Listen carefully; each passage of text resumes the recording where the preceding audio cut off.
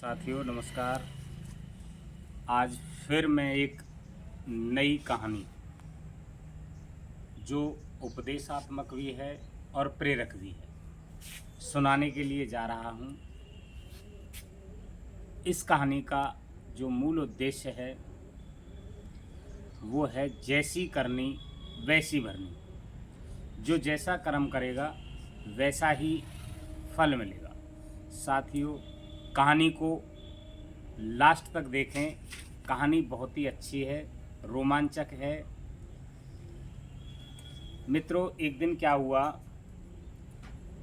एक धनवान कुम्हार था। बहुत पैसा था। बहुत पैसा होने के बावजूद उसके पास एक कमी थी, और वो कमी थी कि उसके कोई बेटा नहीं था। देखभाल करने के लिए उसके पास कोई बेटा नहीं था। उसकी पत्नी बार बार जब प्रसव से होती तो पुत्री को ही जन्म देती।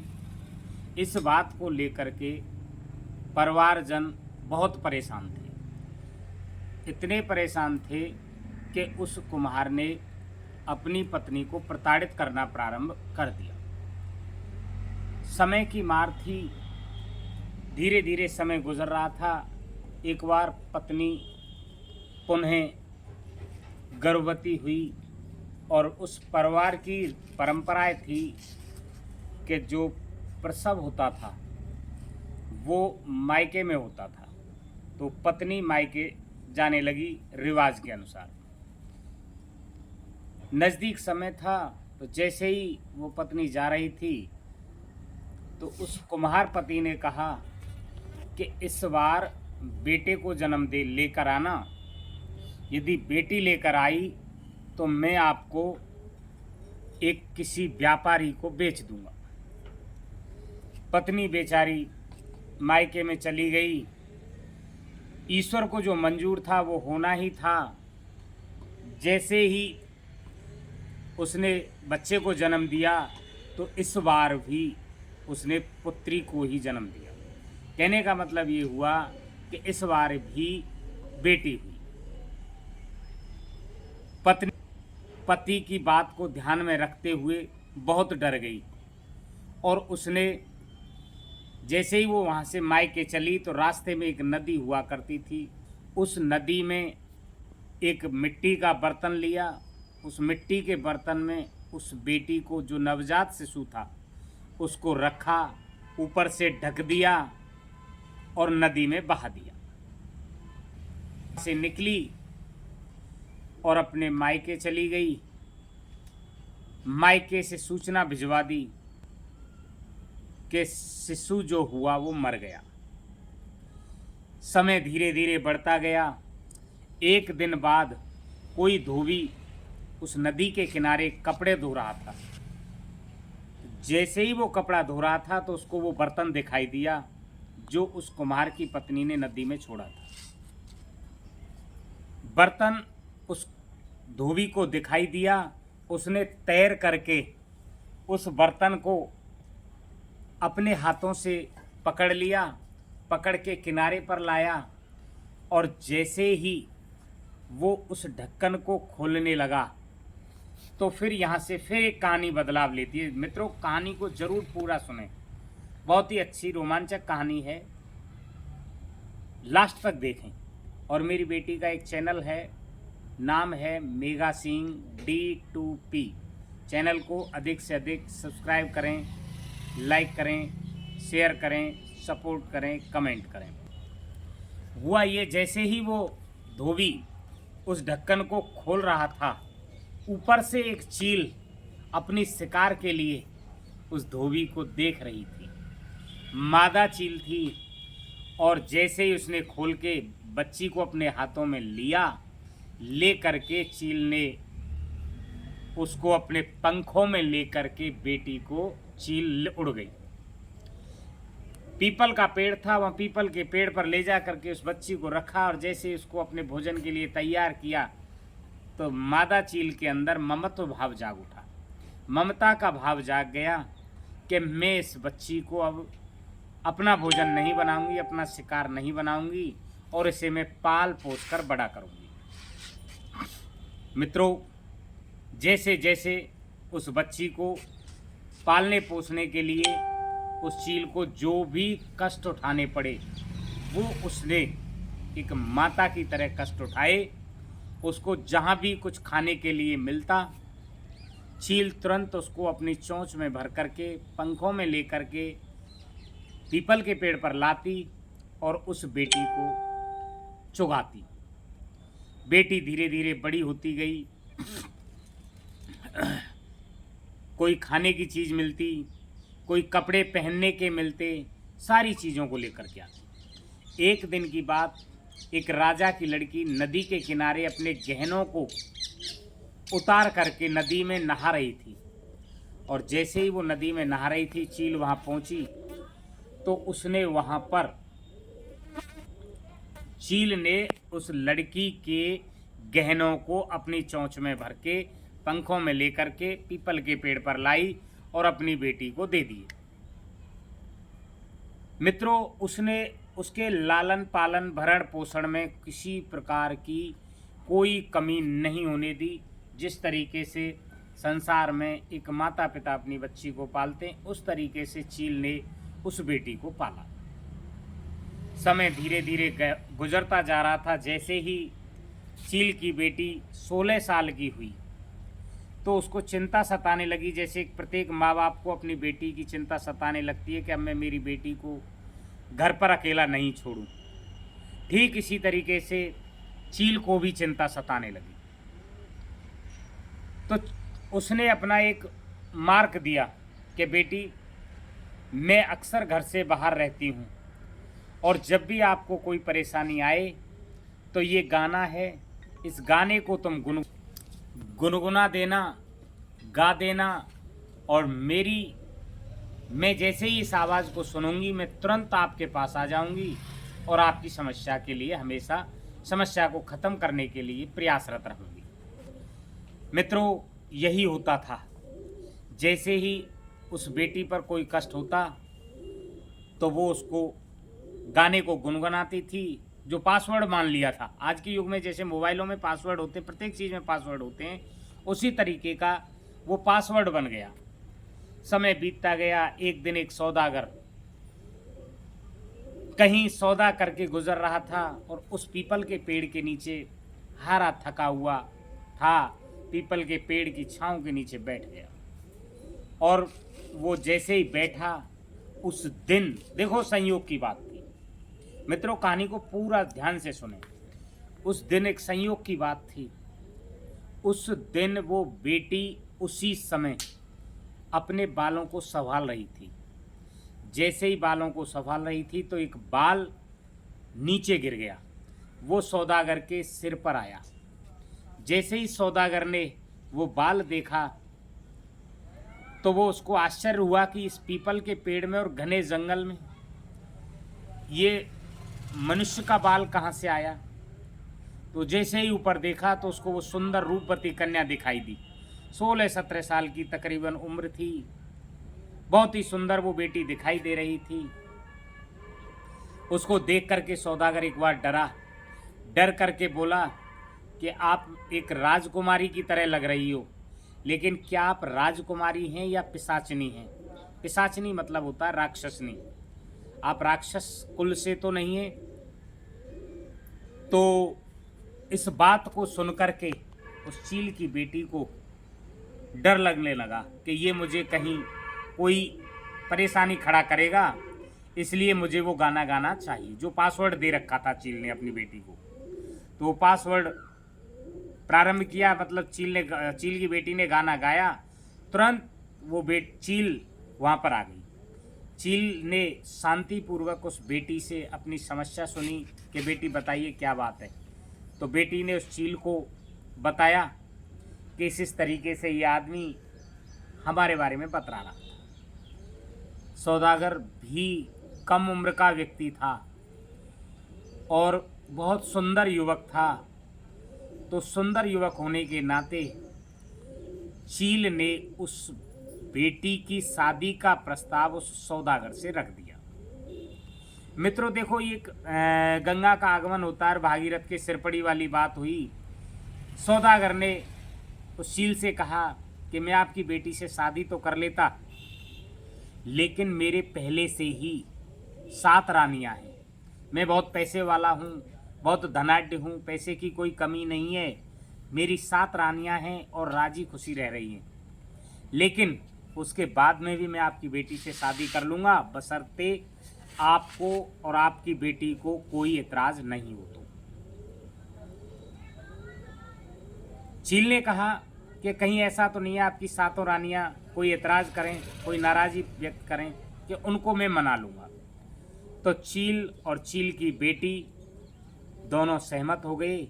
सहमति के बाद चील ने अपनी बेटी को अच्छे ढंग से उस सौदागर के साथ विदा किया, शादी कर दी, लेकर के उस बेटी को 8वीं रानी बना करके अपने घर पहुंचा। जैसे ही वो अपने घर में प्रवेश किया तो पूर्व की जो 7 रानियां थीं, जो उस चील की बेटी की सौतन थी, को देख करके बहुत ज़्यादा ईर्ष्या करने लगी, उनमें जलन उत्पन्न हो गई। उनको बड़ा दुख हुआ और उन्होंने उसको उसी दिन से प्रताड़ित करना प्रारंभ कर दिया। 4-6 दिन तो निकले, 4-6 दिन तो वो वहाँ की बहू थी, 8वीं रानी थी, तो उसकी अच्छी आवभगत हुई, सेवा चाकरी हुई। लेकिन 4-6 दिन बाद उन 7 रानियों ने मिलकर के एक व्यूह रचना रची कि हम इसको इस तरीके से प्रताड़ित करेंगे कि ये स्वयं अब यहाँ से भाग जाए। तो उसने सबसे पहले उस 8वीं रानी से, जो चील की बेटी थी, उससे खाना बनाने के लिए कहा। मित्रों देखिए, यहाँ कहानी फिर एक मोड़ ले रही है। आपको पता होना चाहिए कि चील ने तो उसको एक राजकुमारी की तरह पाला था। खाना बनाना तो दूर, उसको कोई रोटी बनाना, किसी तरीके का भोजन बनाना नहीं आता था। तो उसने शहर से उनके राजा, उनके अभिवादन को और 7 रानियों के अभिवादन को स्वीकार किया कि मुझे आज खाना बनाना है। लेकिन राजा का एक बाग था, उस सौदागर का एक बाग था, उस बाग में केले के पेड़ थे। केले के पेड़ के पास जाकर के वो चील की बेटी रोने लगी और रोते रोते उसको वो ही अपनी माँ की बात याद आ गई। और बात क्या थी कि वही पासवर्ड गाना गुनगुनाने लगी, वो गीत गुनगुनाने लगी। तुरंत चील उसके पास आई और पास आकर के, मित्रों देखिए, एक विशेष प्रकार का पात्र होता है अक्षय पात्र। अक्षय पात्र का मतलब होता है जिसमें हम कोई भोजन भर देते हैं। अक्षय का मतलब होता है वो उसमें कभी नष्ट नहीं होता, अर्थात बीतता नहीं है। चील उड़ करके उस बेटी के पास आई, समस्या पूछी कि बेटी बता क्या समस्या है। कि माता इस तरीके से मेरे सामने समस्या है, बताइए मैं उनको खाना कैसे बनाऊं। कि नो टेंशन, किसी प्रकार की कोई परेशानी महसूस मत करो, मैं आपको ये अक्षय पात्र दे रही हूँ और दोनों अक्षय पात्रों को आप तो केवल रख दीजिए, उसमें आटा रख दीजिए, जो कुछ आपको बनाना है वो सारे चीज़ डाल दीजिए, अपने आप बन के तैयार हो जाएगा, आपको केवल सर्व करना है, परोसना है। उसने ऐसा ही किया। 7 रानी उसका इंतजार कर रही थी, ये खाना नहीं बना रही है, केले के पेड़ के पास है। वो चुपके से किचन में गई, अक्षय पात्र में अपना सामान भरा और खाना तैयार। शाम को परोसगानी का टाइम आया, वो लेकर के आई। रानियों ने फिर, जो 7 रानियाँ थी, उन्होंने फिर एक व्यूह रचना रची कि थालियों में छेद कर दिया बीच में, उस सौदागर की थाली में, और अपनी 7 रानियों ने अपनी थालियों में भी छेद कर दिया। छेद करने के बाद जैसे ही उसमें कोई खाना डालते तो उसमें वो छेद में होकर नीचे निकल जाता, और नीचे जैसे ही वो निकलता तो वो फिर वो परोसने के लिए कहती कि और डालिए भोजन थाली में। उन्होंने सोचा कि हम ज़्यादा मांगेंगे, भोजन नीचे निकलता जाएगा, भोजन कम पड़ जाएगा। लेकिन आपको बता दें वो अक्षय पात्र था, और अक्षय पात्र में कभी भोजन खत्म नहीं होता। यही हुआ, वो खाना खाते खाते हार गईं, अर्थात उनका पेट भर गया और खाना खत्म नहीं हुआ। उसके बाद में एक फिर निकलता गया समय, उन्होंने झाड़ू लगाने के लिए कहा। मित्रों, वो झाड़ू लगाना भी नहीं जानती थी।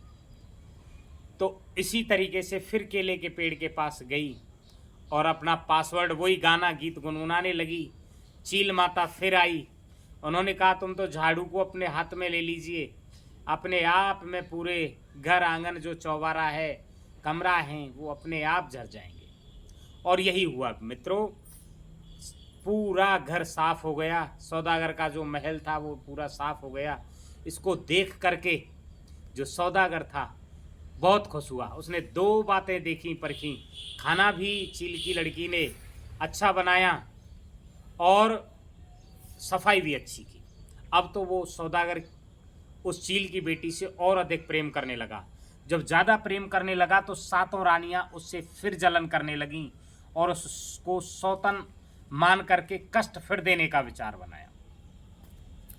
चलता रहा। इसी तरीके से एक त्यौहार आया और त्यौहार पर उस सौदागर को कॉटन लाने के लिए कहा कि हम सभी अपने हाथ से कुछ कपड़े सिलेंगे, आप कॉटन लेके आना। सौदागर ने कॉटन मंगवाई और सातों रानियों को कॉटन दे दी और उस 8वीं रानी को, जो चील की बेटी थी, उसको भी वो कपास दे दी। कपास दे करके सौदागर ने कहा कि आप मुझे सुंदर से सुंदर कपड़े बनाना और जिसके सुंदर कपड़ा बनेंगे उसको मैं इनाम दूंगा। अब वो चील की बेटी कुछ नहीं जानती थी। मैं पहले ही बता चुका हूं कि चील ने उसको एक राजकुमारी की तरह पाला था। हुआ ये कि फिर वो केले के पास गई और अपना पासवर्ड याद किया। पासवर्ड मतलब समझ रहे होंगे, वही गीत गुनगुनाने लगी और चील माता फिर उसके पास आई। बोले बेटी, 4 बांस लकड़ियां लेकर के इस कॉटन को और एक बर्तन में रख देना, एक संदूक में रख देना और उस संदूक को रख करके मैं अपने आप कपड़े बनवा दूंगी। और वही हुआ, लेकिन खोलना तुम उसके पास, राजा के पास, सौदागर के पास। जब सभी रानियां अपने अपने कपास से, रुई से सुंदर सुंदर कपड़े बना रही थीं और उसको देख रही थी कि ये ठाली बैठा है, आज तो सौदागर इससे बहुत दुखी होगा और दुखी मन से इसको यहाँ से विदा कर देगा, यहाँ से भगा देगा राजमहल से। लेकिन हुआ क्या था वो आपको पता ही, और क्या होना था ये भी पता है। जैसे ही सातों रानियों ने एक एक करके 1 बाय 1 तरीके से अपने कपड़े बताए, एक से एक सुंदर कपड़ा था जो मंत्रमुग्ध करने वाला था। सौदागर उन कपड़ों को देख करके, जिस रानी के कपड़े को देखता कि मैं इसको पहन करके इस त्यौहार को मनाऊंगा, इसको पहन करके मैं कल इस त्यौहार को मनाऊंगा, सातों रानियों से खुश हो गए। जब चील की बेटी का नंबर आया तो उसने वो बक्सा दे दिया। उस बक्से में 4 बांस भी लगे हुए थे, कॉटन उसके अंदर थी। लेकिन जैसे ही उस कपड़े बक्से को देखा तो सौदागर को गुस्सा आया। बल्कि ये क्या मजाक है, इस बक्से को मुझे क्यों दे रही हो? बोले महाराज पति देवता, आप ही इस बक्से को खोल कर। तो जैसे ही बक्सा खोला तो उसमें एक से एक सुंदर कपड़ा था। कई सुंदर गमछे, कई सुंदर धोती, कई सुंदर कुर्ते देख करके सौदागर आश्चर्यचकित हुआ। और इतना आश्चर्यचकित हुआ कि सातों रानियों की बजाय उस चील की बेटी से और भी अधिक प्रेम करने लगा। अन्य रानियों से कम प्रेम करे और चील की बेटी से ज़्यादा प्रेम करे। अब उनके सातों रानियों के पास कोई भी विकल्प नहीं था, वो हार चुकी थी। उनके पास इतना केवल ईर्ष्या के अलावा कोई विकल्प नहीं था। लेकिन एक लास्ट विकल्प था और वो विकल्प था कि इसको हम यहाँ से बेच देते हैं, इसको मरवा देते हैं। एक व्यक्ति जो व्यापारी था, एक दिन वो उसके घर आया और सातों रानियों ने मिल करके उस चील की बेटी को उस व्यापारी के लिए बेच दिया।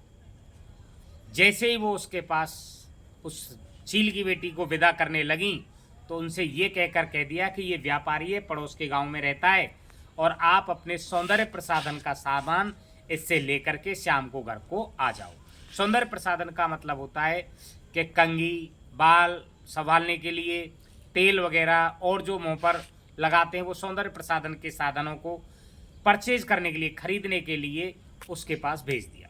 वो लेकर के नाव में बैठा करके नदी के दूसरे किनारे पर पहुंचा और उसको बताया कि मैं आपको खरीद के लेकर आया हूं और आपको मेरे पास रहना है। वो चील की बेटी बहुत दुखी हुई। व्यापारी ने नदी के किनारे सूखी मछलियों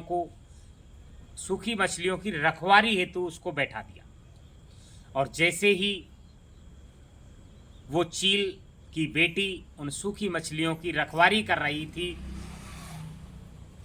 तो बहुत दुखी थी और इतनी दुखी थी कि वो जोर जोर से रोने लगी कि आज मेरी माँ होती, इतनी दूर में आ गई हूँ तो मेरी माँ मेरे पास आ जाती। अच्छा साथियों, एक्चुअली वो उससे बहुत दूर आ गई तो चील की आवाज़ वहाँ तक नहीं पहुँच पाती थी। हुआ ये कि जैसे ही वो जोर जोर से रो रही थी तो उसी रास्ते से उसका जो सौदागर पति था, जो चील से अपनी उसको लेकर के आया था, शादी करके चील से लेकर के आया था, तो वो वहाँ से गुजर रहा था। उसको अपनी 8वीं पत्नी की रुदन होने की आवाज़ सुनाई दी तो उसके पास पहुँचा, उससे सारी बातें पूछी कि क्या क्या हुआ।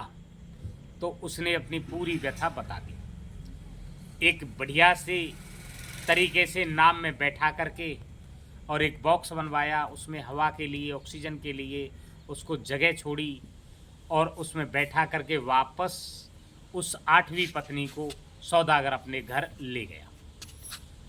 सौदागर की नाव में बहुत सारे सामान थे, खाद्य सामग्री थी, बहुत सारे बच्चों के लिए फ्रूट्स थे, कपड़े लत्ते भी थे। 7 रानियां उसको देख करके सौदागर को बहुत ही आश्चर्यचकित हुई। उस बक्से को भी लेकर के उसने अपने घर पे रख दिया और अपने कमरे में ले जा करके उस बक्से में से उस 8वीं पत्नी अर्थात चील मादा की जो बेटी थी, चील की बेटी थी, उसको बाहर निकाल दिया। एक्चुअली समय निकल रहा था।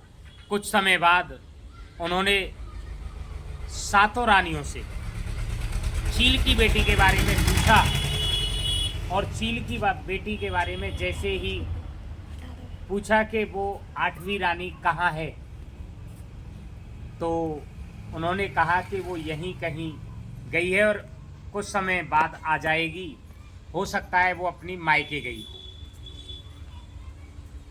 बोले ठीक है, मायके गई है। शाम हुआ, 1 दिन निकल गया, 2 दिन निकल गए, लेकिन वो चील की बेटी नहीं आई, क्योंकि वास्तविकता क्या थी कहानी में आपको पता ही है। 2 दिन बाद उसने 7 रानियों से कहा कि मुझे लगता है कि आपने मेरी 8वीं रानी को, चील की बेटी को मार दिया है, भगा दिया है। अब आप सही सही बताइए कि वो कहाँ है। 7 रानियाँ ने बोला कि नहीं, हमने ऐसा नहीं किया है। बोले नहीं किया है तो मैं आपकी एक परीक्षा लूँगा। और परीक्षा क्या ली उन्होंने?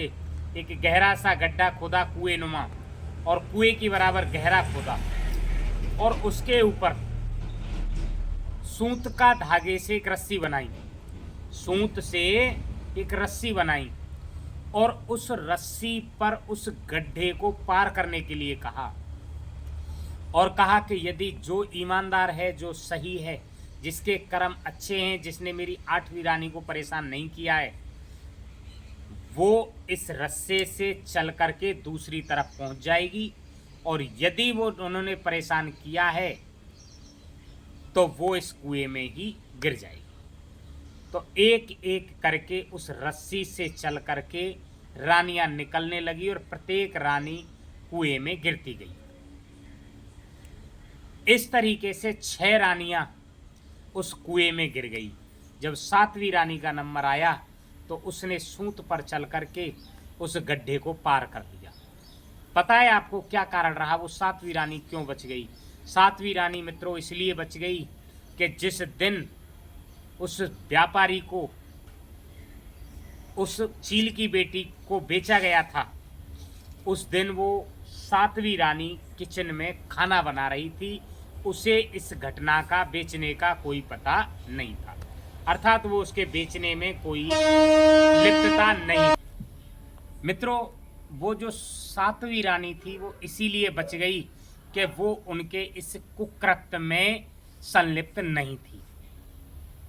राजा अत्यंत खुश हुआ सातवीं रानी से, और सातवीं रानी और चील की बेटी, अर्थात अब 8 रानियों की बजाय 2 रानियां उसकी शेष रह गईं, और दोनों रानियों के साथ वो आराम से सुखी पूर्वक जीवन व्यतीत करने लगा। मित्रों, मैं पहले ही कह चुका हूं कि जिसकी जैसी करनी वैसी भरनी। 7 रानियों में से 6 रानियों के कर्म गंदे थे, 6 रानियों के कर्म गंदे थे, इसलिए 6 रानियां मर गईं, और जो 7वीं रानी थी वो बच गई। इसी के साथ कहानी को मैं यहीं पर समाप्त करता हूं, और मेरी बेटी का चैनल मेघा सिंह के नाम से है, उसको अधिक से अधिक सब्सक्राइब करें, लाइक करें, कमेंट करें